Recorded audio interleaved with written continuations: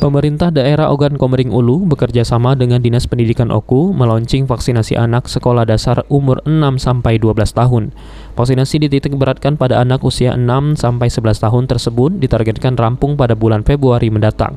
Ada 42.000 lebih siswa sekolah dasar yang tersebar di Kabupaten Oku dan keseluruhan siswa harus sudah divaksin dengan tujuan mencapai herd immunity bisa tercapai dan Oku dapat segera melaksanakan proses belajar tatap muka 100%. PLH Bupati Oku Edward Chandra mengharapkan kepada para orang tua siswa agar berperan aktif untuk memvaksinasi anaknya. Kementerian Kesehatan sudah menjamin bahwa vaksinasi untuk anak umur di bawah 12 tahun aman.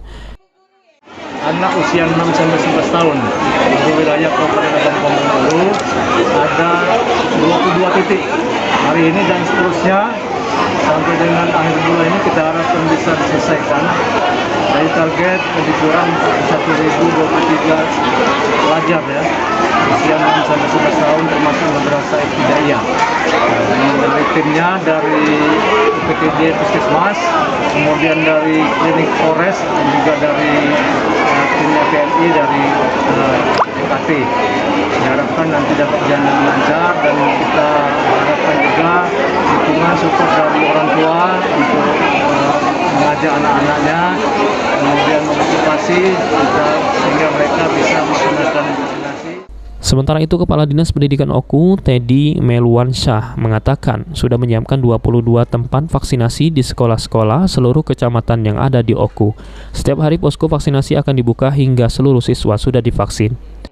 Hari ini kita meluncing vaksinasi untuk anak usia 6-11 tahun se-Kabupaten Ogan Komering Ulu yang hari ini dipusatkan di SD 44 Batu Raja. Namun pelaksanaan ini serentak ya di seluruh kecamatan. Ada 13 kecamatan dan 22 sekolah hari ini yang dilakukan vaksinasi serentak.